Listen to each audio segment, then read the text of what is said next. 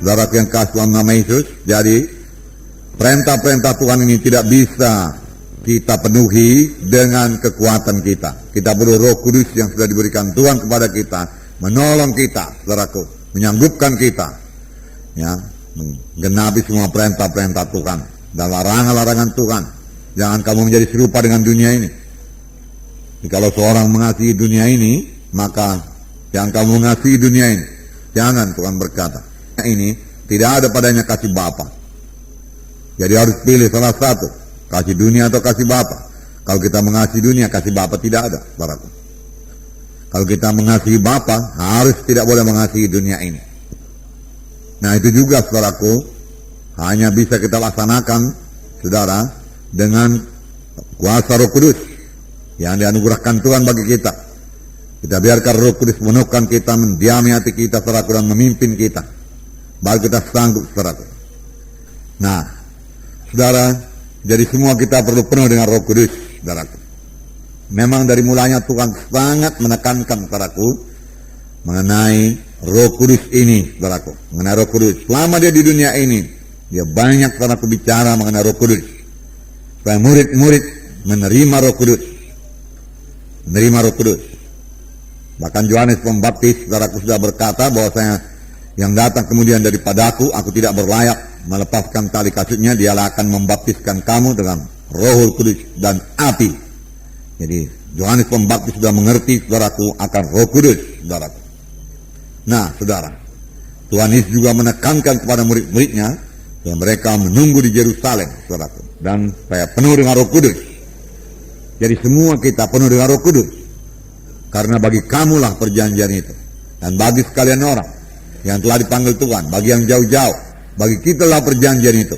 Terlebih kita yang hidup pada akhir zaman ini, saudaraku, di mana kasih manusia sudah banyak luntur, saudaraku, di mana dunia kelihatannya menguasai segala sesuatu, dan kita tidak berasal daripada dunia ini dan tidak boleh mengasihi dunia ini. Maka kita butuh sekali, selalu, senantiasa penuh dengan Roh Kudus, penuh dengan Roh Kudus. Saudaraku, Tuhan Yesus mulai pelayanannya, saudaraku, setelah dia dipenuhkan dengan Roh Kudus. Sebelum penuh dengan Roh Kudus, dia tidak melayani. Dalam Lukas 4, saudaraku, ayat 1 dan 2. Ya, diterangkan mengenai Yesus, ya. Yesus yang penuh dengan Roh Kudus kembali dari Sungai Yordan, lalu dibawa oleh Roh Kudus ke padang gurun. Nah, di situ dia tinggal 40 hari lamanya dan dicoba iblis. Selama di situ ia tidak makan apa-apa, dan sesudah waktu itu ia lapar. Nah, saudara, dan Tuhan Yesus, saudara, mengetahui dia puasa, ya, 40 hari 40 malam. Saya tidak tahu pasti apakah dia minum air atau tidak, saudara. Tetapi di sini hanya dikatakan bahwasanya ia lapar, ia tidak makan apa-apa. Tidak dikatakan dia tidak minum apa-apa, hanya dikatakan dia tidak makan apa-apa, dan sudah waktu itu ia lapar. Yesus sanggup melaksanakan semua puasanya dengan baik dan sanggup mengalahkan setan, saudaraku. Karena ayat pertama mengatakan dia penuh dengan Roh Kudus. Dan dia dicobai setan, saudara. Dan apakah senjatanya, saudaraku? Senjatanya ada tertulis. Ada tertulis. Dan setan kalah, saudara. Nah, kemudian dikatakan dalam ayat 14.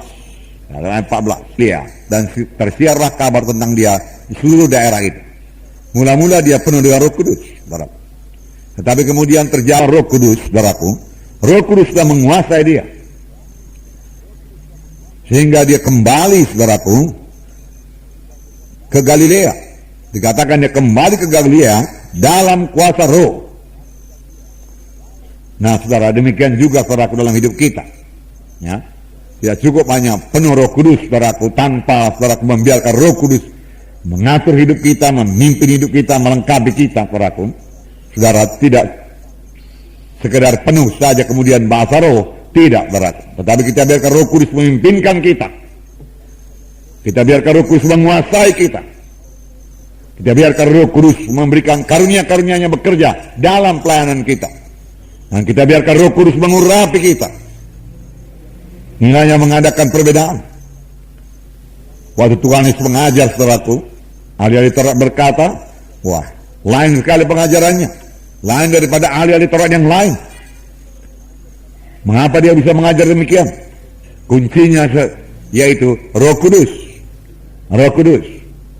Sudah dalam Lukas 4 ini juga, ayat 18, dikatakan, Roh Tuhan ada padaku, oleh sebab ia telah mengurapi aku untuk menyampaikan kabar baik kepada orang-orang miskin, dan ia telah mengutus aku untuk memberitakan pembebasan kepada orang-orang tawanan, dan penglihatan bagi orang-orang buta, untuk membebaskan orang-orang yang tertindas, dan untuk memberitakan tahun rahmat Tuhan telah datang. Ayat 20, kemudian dia menutup kitab itu, memberikannya kembali kepada pejabat, lalu duduk, dan mata semua orang dalam rumah ibadat itu tertuju kepadanya. Lalu ia mulai mengajar mereka, katanya, pada hari ini genaplah nas ini sewaktu kamu mendengarnya. Yaitu kan Yesus mengatakan, Roh Tuhan ada padaku, dan ia mengurapi aku. Jadi Yesus mengakui bahwasanya Roh Kudus mengurapi dia. Mengurapi. Kalau Yesus perlu diurapi, kita lebih perlu diurapi. Amin, saudara. Diurapi untuk apa? Ini dikatakan menyampaikan kabar baik pada orang-orang miskin. Kelihatannya, saudaraku, kita sudah mengerti mengenai ayat-ayat keselamatan. Kita tahu memberitakan Injil. Bagaimana Yesus mati di kayu salib, darahnya tercurah. Kemudian dia berkata sudah genap. Dia mati, kemudian bangkit daripada kematian. Ya. Dan firman Tuhan berkata, kamu ditebus bukan dengan emas dan perak, tapi kamu ditebus dengan darah yang mahal, darah domba yang tidak bercacat celah, yaitu darah Kristus. Haleluya, itulah Injil. Saudara, tetapi memberitakan Injil tanpa urapan Roh Kudus, saudaraku, adalah mematikan. Hanya huruf saja mematikan. Kita butuh urapan Roh Kudus untuk menyampaikan kabar baik. Sama sebagaimana Yesus diurapi Roh Kudus, baru dia bicara. Urapan, jubah. Nah, juga saudaraku, memberitakan kebebasan bagi orang-orang tawanan. Di mana ada Roh Tuhan, ada kebebasan. Firman Tuhan berkata, Roh Kudus, saudaraku, mengurapi Tuhan Yesus untuk memberitakan pembebasan. Saudaraku, saya yakin, saudaraku, pada waktu pemberitaan firman Tuhan juga banyak orang sembuh. Belum didoakan, belum sampai kepada jam berdoa. Banyak orang terikat bebas pada waktu pemberitaan firman Tuhan. Saudara, jangankan waktu pemberitaan firman Tuhan, saudara. Pada waktu, saudaraku, pujian penyembahan. Pujian. Saudara, kita memuji Tuhan. Kitalah umat pemuji. Amin, saudaraku. Memuji Tuhan. Mengapa kita puji Tuhan? Karena apa yang telah diperbuatnya bagi kita. Karena perbuatan tangannya yang besar. Kita puji Tuhan. Firman Tuhan dalam buku Mazmur berkata, ya, bersorak-soraklah untuk Tuhan, pujilah dia, ya, bersukacitalah di hadiratnya. Haleluya. Firman Tuhan mengatakan demikian. Kemudian kita perlu juga menyembah Tuhan dalam roh dan dalam kebenaran. Lalu kita menyembah Tuhan, saudaraku, kita menyembah karena besarnya Tuhan itu, berkuasanya Tuhan itu. Kita menyembah Tuhan karena siapa dia adanya. Kita memuji Tuhan karena perbuatan tangannya. Kita menyembah Tuhan karena Tuhan itu besar. Karena siapa dia? Dia Tuhan ajaib, ya, besar dan perkasa Allah kita. Raja Daud berkata, laut-laut, dia katakan bergemuruh, ya, memuliakan Tuhan. Puji Tuhan. Nah, waktu pujian dan penyembahan, mereka yang betul-betul diurapi Tuhan, saya yakin banyak orang sembuh, banyak orang bebas. Amin, saudara. Nah, oleh sebab itu perlu sekali saudara-saudara diurapi Tuhan. Dalam pelayanan saudara di kelompok saya, saudara, tentunya mau jiwa-jiwa datang dan diselamatkan, saudaraku. Datang dan dilepaskan. Saudara mau jiwa-jiwa itu berubah, saudaraku. Ya. Bersandarlah kepada kuasa Roh Kudus yang mengurapi saudara. Urapan sebenarnya artinya yaitu kehadiran Roh Kudus. Kehadiran Roh Kudus untuk mengurapi saudara.